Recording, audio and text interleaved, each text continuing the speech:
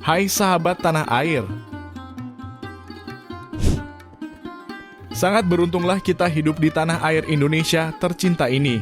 Bayangkan jika kalian hidup di India dan kalian termasuk dari kasta Dalit. Karena bakal amat sangat miris. Jangankan berteman, terkena bayangan dari mereka saja dianggap haram. Inilah kasta paling hina di India. Mereka menyebutnya kasta Dalit. Tetap tonton video kami sampai akhir agar tak salah paham.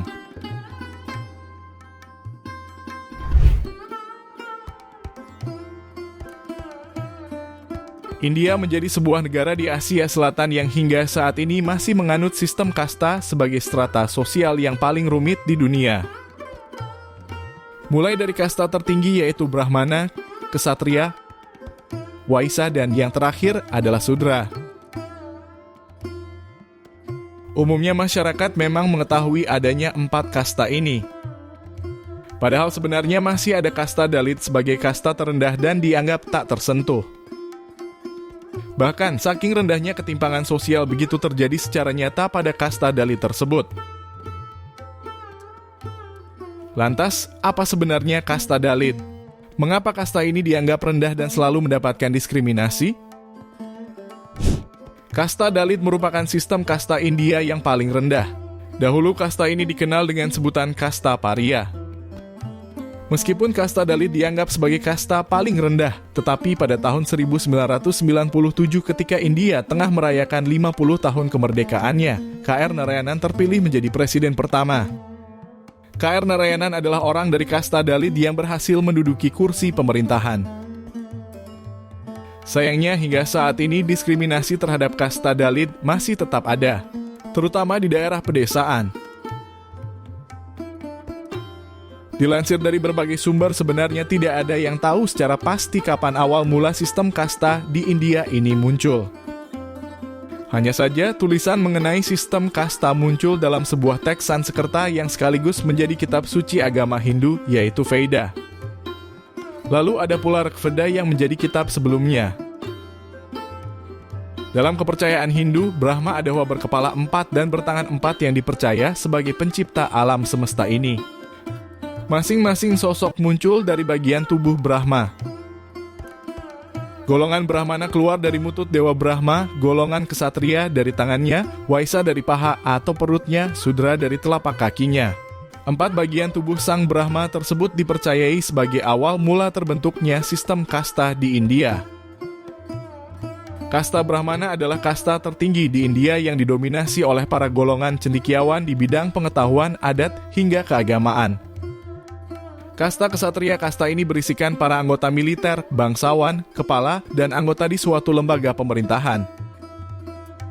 Kasta Waisya, kasta ini didominasi oleh mereka yang memiliki bisnis dan harta benda dari usahanya sendiri. Sebut saja petani, nelayan, seniman, pedagang, wirausaha, dan lainnya. Kasta Sudra berperan sebagai pelayan bagi ketiga kasta di atasnya. Biasanya kasta Sudra ini didominasi oleh mereka yang bekerja sebagai buruh dan pelayan.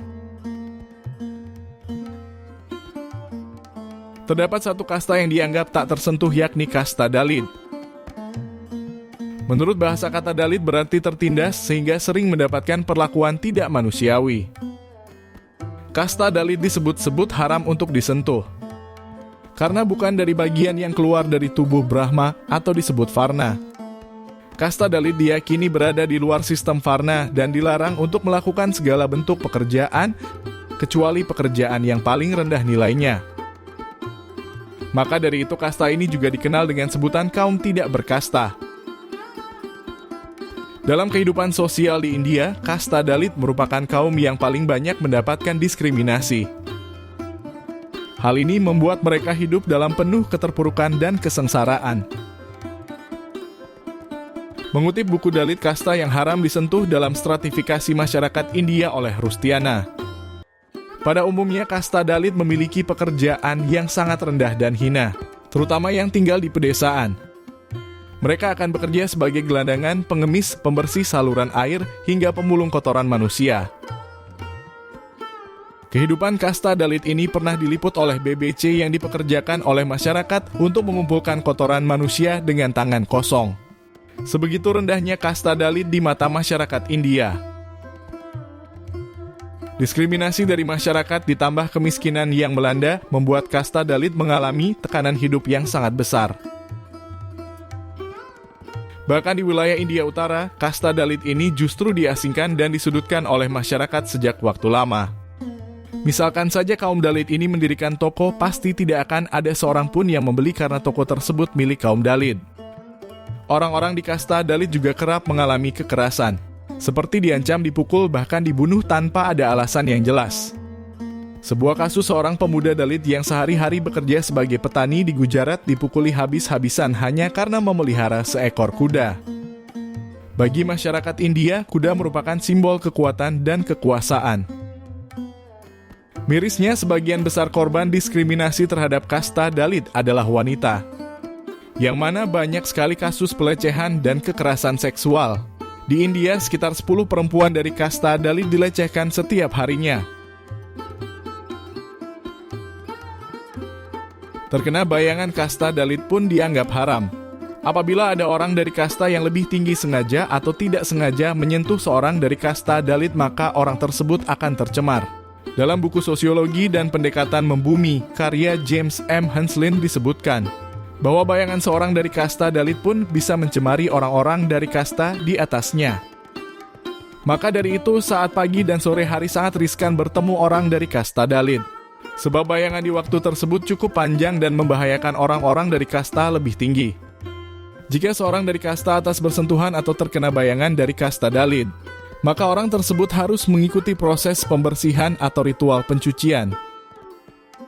Hal ini dilakukan agar orang dari kasta lebih tinggi bisa suci kembali dari kotoran dan hinanya kasta Dalit. Kasta Dalit telah mendapatkan diskriminasi dan kekerasan dari berabad-abad lalu. Meski pada 1949 pemerintah India secara resmi telah menghapus sistem kasta, namun nyatanya diskriminasi terhadap kasta Dalit terus berlangsung sampai sekarang. Menurut data PBB, sekitar 1.000 kasus pembunuhan terjadi setiap tahunnya di India akibat permasalahan kasta. Untuk mencegah hal tersebut terulang, pada tahun 2011 Mahkamah India menetapkan hukuman mati bagi orang-orang yang melakukan pembunuhan dengan alasan perbedaan kasta. Sayangnya aturan tersebut hanya angin lalu. Kekerasan, pembunuhan hingga diskriminasi terus dialami oleh orang-orang dari kasta Dalit. Tak hanya orang dewasa, sejak masih kecil pun juga sudah mendapatkan perlakuan tidak adil. Ini dimulai sejak masih anak-anak. Mereka dari kasta Dalit tidak boleh duduk di depan kelas, tidak boleh makan bersama atau bermain dengan anak-anak dari kasta lain. Bahkan di tingkat pendidikan yang lebih tinggi sampai di kampus, ruang kelas telah menjadi ruangan yang mengerikan. Menurut data dari Biro Catatan Kejahatan Nasional India, tercatat sekitar 45.935 kasus kekerasan terjadi setiap tahunnya yang menimpa kasta Dalit. Data tersebut belum termasuk tindakan kejahatan lainnya. Dengan kondisi sekarang ini, banyak orang-orang dari kasta Dalit yang berharap adanya keadilan dan kesetaraan di lingkungan sosial. Menurut jaringan Solidaritas Dalit Internasional, diperkirakan ada sekitar 260 juta orang dari kasta Dalit di seluruh dunia. Mereka kebanyakan tinggal di wilayah Asia Selatan, seperti India, Nepal, Bangladesh, Pakistan, dan Sri Lanka.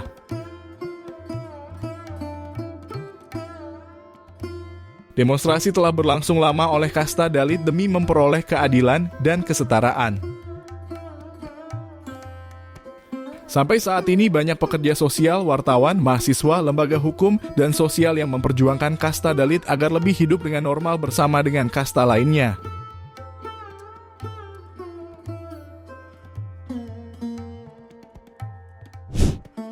Bagaimana menurut kalian? Semoga menambah wawasan kalian. Terima kasih.